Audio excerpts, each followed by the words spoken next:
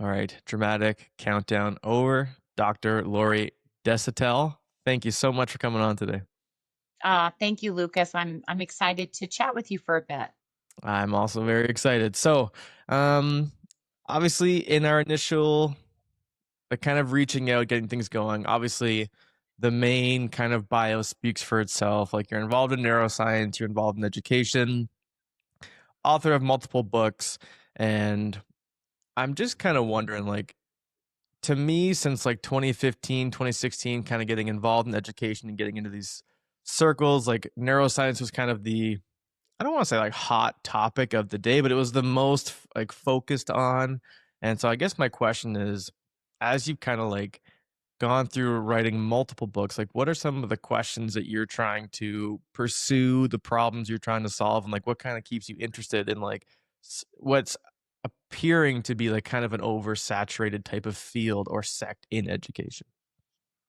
Well, I agree with you that neuroscience has become a buzzword, or Hmm. it's a little trendy, and it gets watered down. It's not met with the respect Hmm. that it needs to be.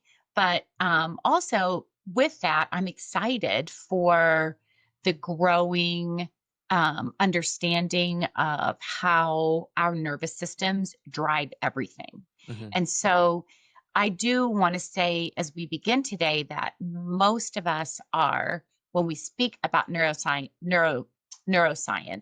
and I'm not a neuroscientist, so I want to reiterate that there is not a framework for neuroscience. The brain doesn't work in regions or sections. Hmm. It's very complex. We're on, Dr. Bruce Perry says we're on inch two, Yeah. of a several mile journey. But a couple of the things that come to mind with your question that I think is so exciting right now is neuroplasticity. Hmm. And neuroplasticity, I equate that to the growth mindset research of Carol Dweck, but it goes deeper. It's like a layer deeper because it is not just about cognition. It's really about how our nervous systems are dynamic and fluid, and they can change. They're adaptable, they're plastic. And with every experience, we can really reshape our perceptions, the way we feel, the way we think, and our behaviors. So that's one piece that is woven throughout all of my textbooks and articles I've written. The other piece I think that's really exciting is to understand that a behavior is nothing more than just a signal. Yeah. It really is an important indicator, but it is really just the tip of the iceberg. And if we don't reach at the root, then we are not going to cultivate as a teacher, as a parent, as a caregiver, as a clinician, counselor, social worker. We cannot have that sustainable emotional, mental, and cognitive well being. Hmm. So, compliance, but we don't have that connection. Yeah. Yeah, so those are a couple of the things that come to mind. Yeah. Yeah. And because even as you're saying that, like neuroplasticity, because again, I'm a huge consumer of Huberman Lab and like that podcast, and I'm sure anyone who's kind of interested in this world has likely come across that in their travels, I guess. And he always talked about neuroplasticity as just like the brain's ability to change, essentially, and then that gradually over time, like you, but it's kind of like it was always the argument that like, oh, after 28 or 29, like you're no longer plastic, but now that's obviously not true because you can obviously learn things as you age. But I'm just wondering, like, how would you just differentiate, like, what is neuroplasticity versus just normal learning? What is the significance of knowing what neuroplasticity is and how it applies to education? That's a great question. And I've never really quite answered, well, I've never really had that exact question, but I'm going to answer it in a completely new way. Of course. And I Yeah. think the difference between learning and neuroplasticity is neuroplasticity. We need to be self aware. And self awareness is, we all have that, but most of us don't practice it with intention. And so when we think about neuroplasticity, It really is being intentional, and it's cleaning up our thinking, and it's focusing on that intention. And Mhm, we are sharing this with our students as well. mhm, I might use a different lexicon with them, but we talk about how, any desire that we have, or, if we want to improve in, in a behavior, in an activity, in performing, we have to be focused, and it takes patterned repetition because it has to become embedded in lower brain regions. mhm, So that's the biggest difference. Learning is cognition. And the cortex, the prefrontal cortex behind our eyebrows, and I'm oversimplifying, but yeah, yeah, this is the last part of the brain to develop. mhm, And for our elementary, middle, and high school students, and also post secondary, I mean, young adults, this sometimes is not finished developing until we're in our mid to late 20s, maybe early 30s, mhm. depending on our life experiences. So this is really an exciting time to think about plasticity with awareness, with deliberate, focused attention and Mhm. intention. And so 2 things there, that was awesome. I'm just wondering, like, the practice of self-awareness and the cleaning up the thinking, because I do think, again, it's like reptilian brain and limbic brain as kinda like the step up. I could be fuzzy on my terminology there, it's probably wrong. But, like, what do you kind of mean by the practice of self-awareness? Because, like, I would think of that, okay, like, you can journal, you can reflect on, like, "Oh, like, I reacted this way in that conversation," but nothing's really intentional there, like, I'm kinda just observing Mhm, my interactions with people and being like, "Ah, maybe I shouldn't have reacted." Like, the other day, I was trying to fix my whippersnipper, it was not mhm, going well. My wife comes out with her phone and my father-in-law's on FaceTime, and I was like, "I can't talk to him right now. I am way too, like, flustered and frustrated with this." And then mhm, after I was like, "I shouldn't have said that way. I didn't wanna talk to him." But, like, that to me, like, I wasn't sitting down at the end of the day and journaling and being like, "Okay, what's my self-awareness process here?" That was just something where I was like, "I gotta apologize because I reacted this way." So I guess what are your thoughts on, like, the actual practice of self-awareness? And I guess what is the, I guess, like, bad thinking, for lack of a better word, for, trying to clean up thinking? Especially, like, I'm thinking generally, but also for, like, an 11-year-old. Like, if I'm trying to teach, like, what is the concept of actually illustrating self-awareness to that student? mhm. Well, I don't think there's any bad thinking. I mean, I think that I first of all, I It was a want to be horrible word, so I know, but I'm just thinking, like, no, no, the cleaning up, so thinking the opposite of that, yeah. yeah, so I like the word I like the term cleaning up Mhm. because sometimes our thinking is sloppy because we get distracted. Yeah, So, distraction creates kind of that for me, yeah. that sloppy type of thinking where, I'm worried about this, or I'm anxious about tomorrow, Mhm, or I'm thinking about what happened in my classroom yesterday, and I'm worried how I'll, be reviewed in the morning by my administrator. I mean, there's just so much happening in our worlds yeah. that when I say sloppy thinking, I that's synonymous with distracted thinking. Okay. Um, and then I also feel like when we think about awareness through the lens of the nervous system, it is really about um, intention, meaning if I'm grumpy, I'm going to be aware of that. If Mhm, I am dysregulated and I'm feeling grouchy and irritated or annoyed, I'm going to be respectful of how my external environment or my internal environment or people are impacting me. But mhm, I'm aware of that because when I become aware of it and I practice that awareness when it's happening in the moment throughout the day, then I can get out in front of my own behavior. yeah, And so that's really something that when we're talking to educators, counselors, social workers, parents, it's like, do you have a ritual? Do you have a practice, an activity, whether it's grabbing a peppermint, putting 3 bottles of water in the refrigerator or in the freezer so that they're icy cold? Do yeah. you have a piece of dark chocolate? Do you The have a temperature fine? change is underrated, I think. Yeah, that's Like, exactly right. yeah. Yeah, so there are things that anchor our nervous system Mhm, too, where with awareness, we can meet ourselves where we are because it's not about being regulated all the time, or we can really move in front of our own behavior. And mhm, the tricky part, though, Lucas, is when we tend to anchor ourselves or we tend to use resources and nourish our nervous system in a crisis, but mhm, that's then if they're not accessible. If you're doing this every day, if I'm taking my like I'm intentional this summer about walking 35 minutes fast yeah, every day. For me, somebody might yeah, be intentional about a 10-minute stroll. It yeah, doesn't matter. But what but I'm doing that with patterned repetition so that when I am upset, that practice is more accessible to me, if mhm. that makes sense. Absolutely.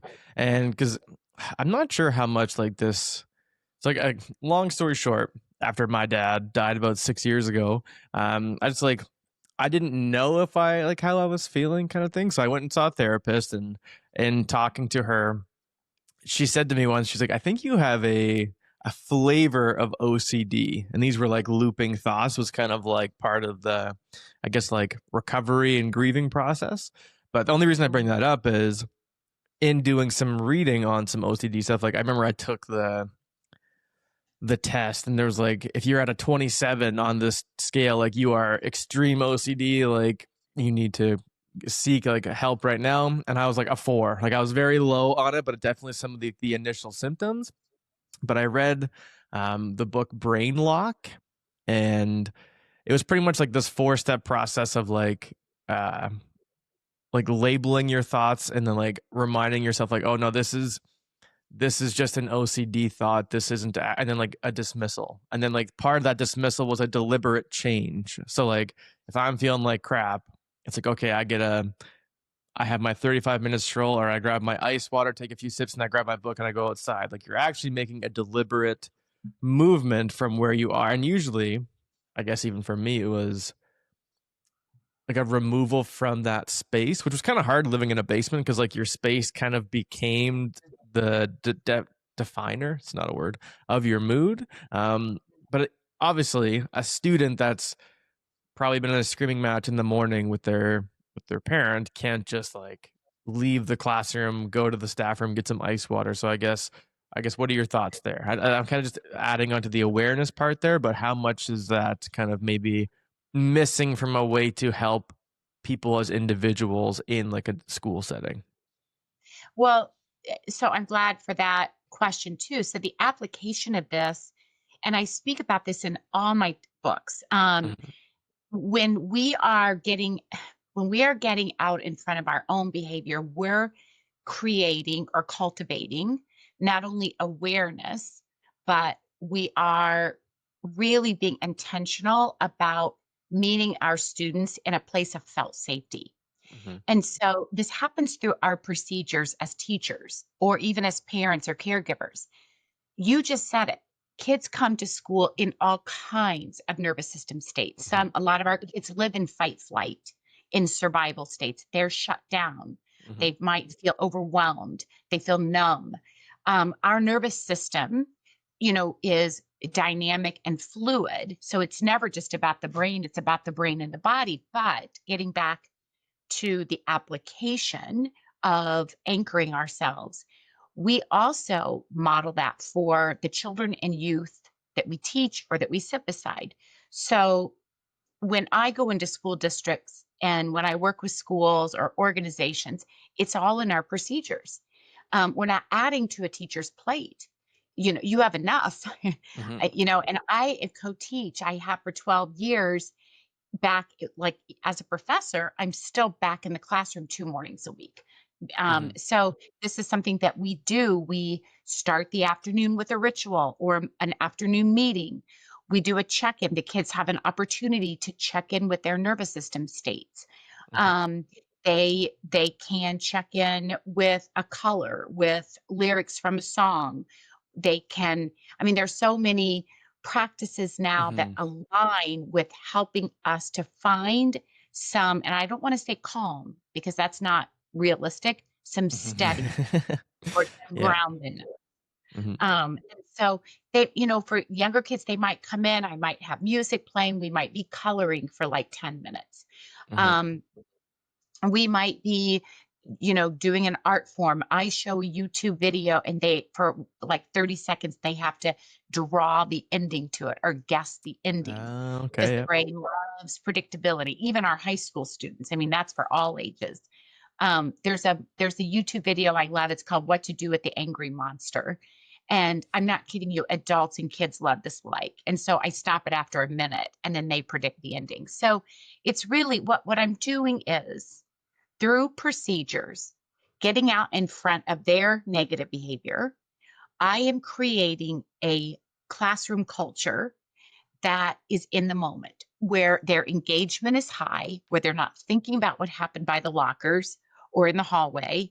And I'm bringing their attention and focus into the classroom with something that feels, that they can do with ease, whether Mhm. it's listening to music, reading a book they love, just silently to themselves, chatting with a friend for a few minutes. But we always do the optional check-in, like, how's your nervous system? How's your ands? And I have so many ways that our students can check in with their autonomic nervous system. That's what ANDS stands for, is autonomic Okay. nervous system. Um, and as a mom, my three children are young adults now. And so, but I kept thinking, as a young mom, I would have had these check-ins at home. This is not Mhm. just about, we carry in who we are. And so, I, as a young teacher, as a young mom, I would have done it differently, Mhm.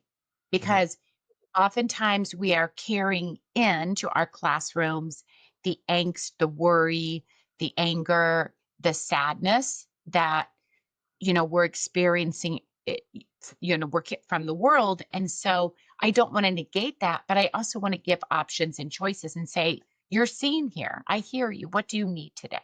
Mhm.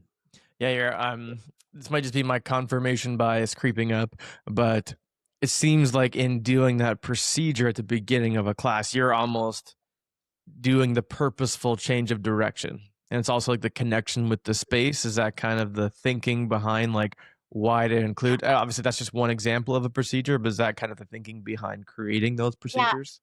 Yeah. It's helping our kids get to the cortex, because if you're Hmm. not here, this is what, right here behind my eyebrows, this is where we do life and this is where we Hmm. do school. Yeah. And so if my kids are living down in the midbrain or lower brain region, and they're in that fight, flight, or shutdown, Hmm. which many people might think of that as freeze, but it's a little bit different. But if they're in a survival state, then Hmm. they can't learn. They Well, can't, like, they're heightened in general. Yeah.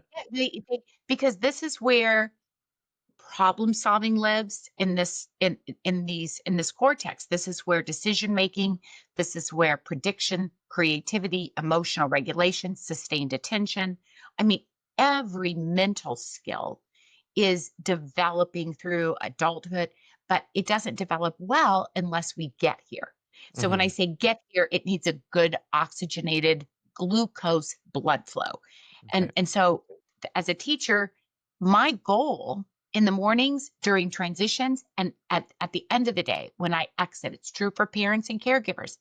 I want to get my kids here so that we can hear well, we can Hmm. repair if we need to, we can, um, just be creative and process well and problem solve well. So, yeah, that's the goal. Get to the cortex. Bruce Perry says that all the time. Get to the cortex. Get to the cortex. Yeah. Yes, because I'm kind of blanking on it right now, but he wrote the book, I think, with Oprah, Bruce Perry. What Yeah. was the name of Yeah. that book again? I can't remember. Do you have the Yeah. name on the top of your head? At the top of your head?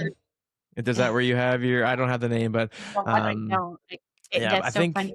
I want to say it was the boy who was raised as a dog. I think was That Bruce that Perry's. was Yeah, that's Bruce Perry's, but yeah. the other He did not write that one with Oprah, but it's his newest one. It'll Yes, come through. yes. Okay, maybe I haven't read Yeah. that one. But in like looking at that book as well, obviously all these kids that are dysregulated, they become adults, and then we are those adults now. And I don't know if you've come across Mandy Grass at all on social media. She's like the family behaviorist, but I had her on in the past, and she like it does seem like so much of this can but is which is almost like to add more stress on a teacher's plate. Like it does kind of start with you when you walk in the room. Like they are going to only respond to what you're doing. And she said she joked that when she was going to like start her kind of counseling business, the name initially was going to be "It's not them, it's you" for actually like what we're doing. And so this might be an obvious question or an obvious answer, but like teachers have 100 brains that they're trying to be at one with, I guess. And obviously, our main thing is, and this might be segueing into like a management control type thing, but how do you prepare someone for that responsibility of like the mirror neurons and trying to actually make sure they have a regulated classroom for things that they do themselves? I don't even know if I have a question there, but I guess what are your thoughts on preparing for that responsibility and knowing like, oh yeah, like you can have the procedures, but actually knowing this is how you can actually negatively affect your classroom and not even realize it. Yeah, I mean, it's another great question, and this is something I wish I would have known as a Mhm, mom or a teacher. And that is, it begins with me. And behavior management is not about kids. Behavior management is about adults. mhm, And my nervous system is contagious to mhm, everyone around me. We know Dr. Huberman may have talked about this. Dr. Tara Swart talks about this, but cortisol leaks from the skin.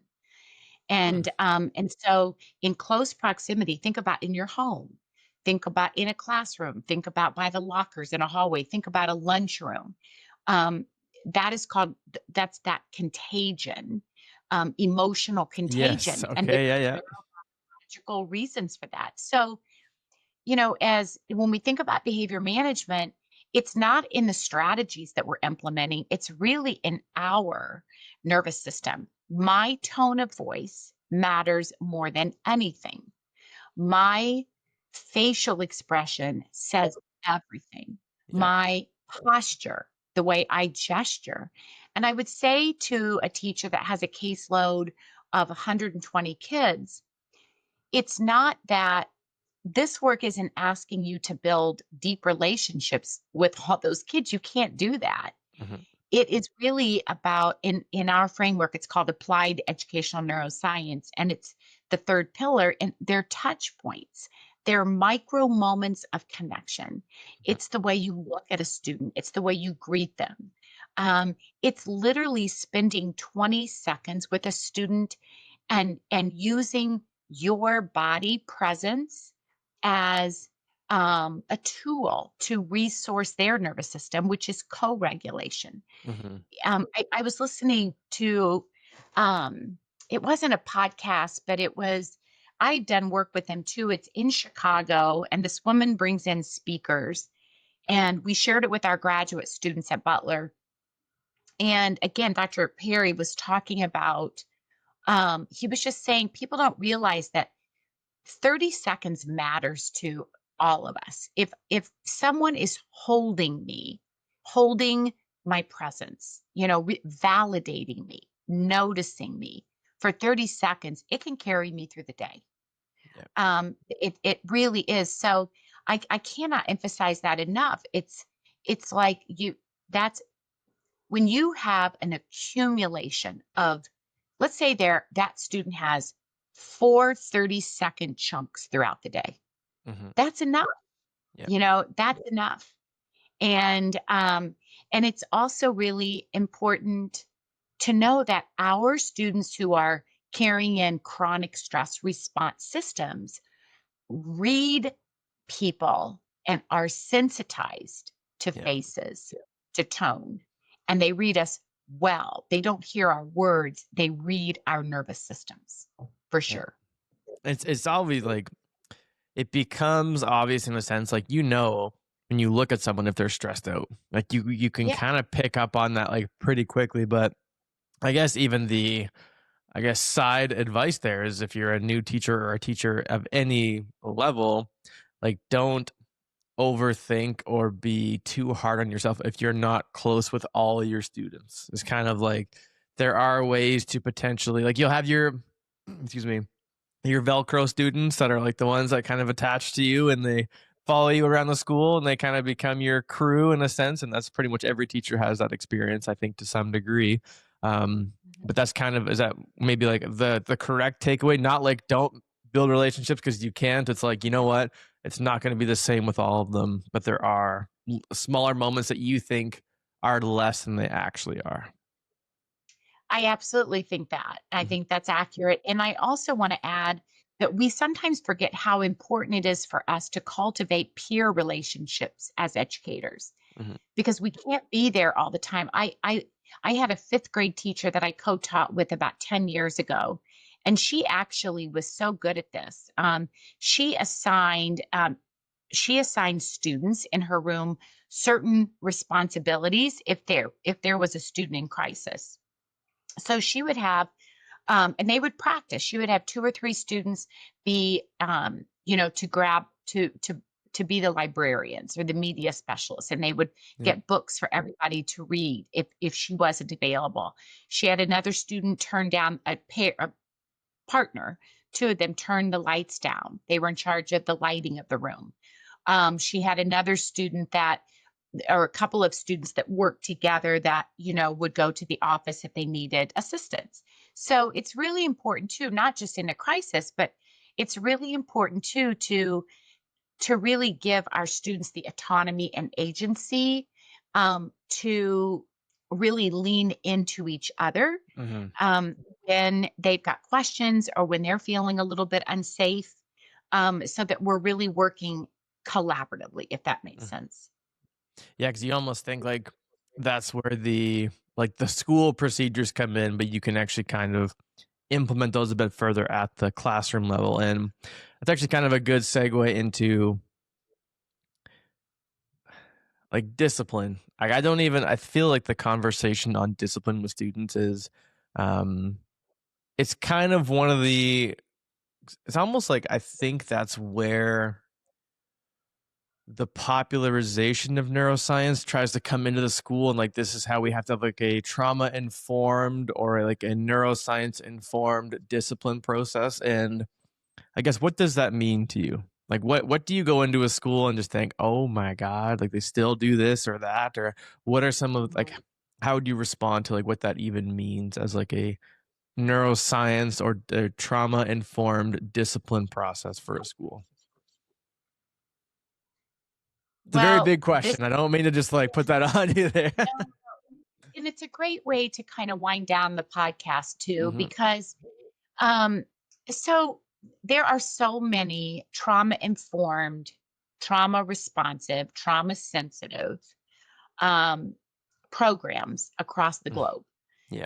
I'm sure in Canada, I know here in the United States, and so the intention is wonderful. I mean, it's Hmm. great, but it is these programs don't lean into being really trauma responsive when we look at discipline protocols. Hmm. And what I mean by that is we have social and emotional learning, or we have these programs that, we plug in from 10 to 10:30 a.m.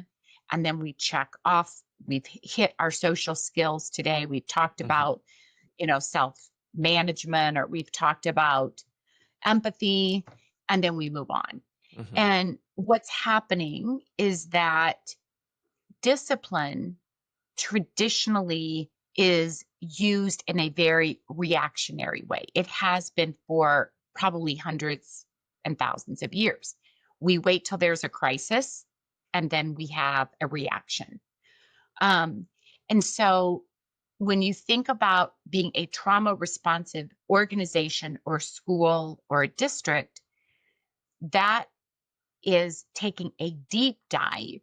into your discipline data first and foremost, Hmm. because you're not a trauma responsive school if you're not looking at your discipline data and um, you're not really parsing it and looking at the layers and Hmm. looking at the over identification and the disproportionality of many of our indigenous students, Black, Yeah. brown students, our special education students. There are patterns and trends, and there are practices that are repeated that can be very harmful in our Hmm. schools for children and youth. And this is where it is all about the adult nervous system. A trauma responsive school is focused on the adults and it's focused on discipline data. Hmm. So, yes, it's great to be trained in being trauma responsive, but if we are not translating that and applying it into how we discipline, then and how first before we have to look at who's filling up our offices, who are we suspending, who are Hmm. we expelling, what did the class referral or the kick out referrals and the referrals to the office telling us in school, out of school. They give us information. And then the other piece of this that I want to talk about in being trauma responsive discipline is to teach. It's to sit beside. The root of that word, is about teaching. Um, and so when I am working with schools and districts, in fact, I'm going to Dallas on Friday this week, and I'm speaking at this big early childhood conference. And we're going to talk about discipline on the front end. Like, discipline is your procedures, Hmm. discipline is your morning meeting. Hmm. Discipline as a parent or caregiver is how you start the day. It's setting up the nervous system, yours and the children and youth you serve, to be engaged, not necessarily calm, but to be engaged, to be aware, and to validate. So, our morning meetings, our procedures, the way we exit, the way we transition through day, that's discipline on the front end, Yeah. if that makes Like, no, sense. like the proactive, absolutely. Like the systems you have in place to kind of, it's like a prevention rather than reaction. And even like my principal at my new school that I thought I really liked, and we're a smaller school, so maybe it's a bit easier to do that. But like every Tuesday, Thursday, we have a school wide like homeroom huddle, and like he talks to the Yeah. school for like 10 minutes and reminds us like what we're trying to do and have a great day. And it's like it kind of sets everyone up for the day. Like I almost feel like I enjoy the days more when we have them than when we don't. You almost feel like, okay, everyone's Yeah. kind of coming together. We're doing the thing. Now we start. That seems to be kind of the nice thing. But yeah, that's beautiful. So just have two more quick questions to ask. And one of them would be, so there's two quotes that I always kind of, sometimes I only have one, but I want to ask you both here. And the first quote is, do not let school get in the way of your education. So I see someone like yourself who's obviously very successful, very well spoken, writing a lot of very good books. And what do you think are the things that you have learned that have helped you become successful that you would not necessarily have learned in school? Well, I think probably everything. Yeah. Yeah, I love that quote. And I think awareness, not to sound, to pound that in, but Mm, I am learning every day about my activators, the things that mhm, activate me. I don't always react well. mhm, It is a process. We take 5 steps forward and 3 steps back. I think being aware of what activates us or triggers us. And then, really, as I mentioned earlier, I am being very intentional right now, and I have for the past year as I want to embody this work. I don't just mhm, want to, you know, teach this to students or to share this in presentations, but I'm very aware of the sleep that I'm getting or not getting. mhm, There are some really important personal care um, practices that I've really been thinking about. So sleep, and then I also think about just a ritual that I have every day, and that's movement and exercise, and also listening, not religious, but to some spiritual podcasts that I really anchor my day. Yep. Beautiful. All right. And the last question, somewhat on a similar token, but it is education is what remains once one forgets everything that they learned in school. So the kind of follow up is what is it that you want people to take away from their time with you specifically that they won't get anywhere else? Mm. Well, I want people to understand that the thoughts that come into our heads and the feelings that come to us, and the things that we label as like OCD or depression or anxiety or worry, I hope that people will understand that's not who you are. You are your own awareness. Hmm. And those thoughts and feelings that we label so negatively are like clouds that pass through the sky. Yep. And so I want people to know that every moment is a new moment. And that's the beauty of plasticity, is that I can have a really horrible morning or I wake up grumpy, but I'm in control. And that's what we tell our students. You have this superpower, and your superpower is awareness, and your superpower is plasticity. And you can change in every moment. Beautiful. Well, Dr. Lori Desautels, I hope I remember that correctly. Thank you so much for coming on today. It was an absolute pleasure having you. Lucas, thank you so much for having me. And yeah, have a great rest of your summer and a great beginning to the school year. You as well. Thank you.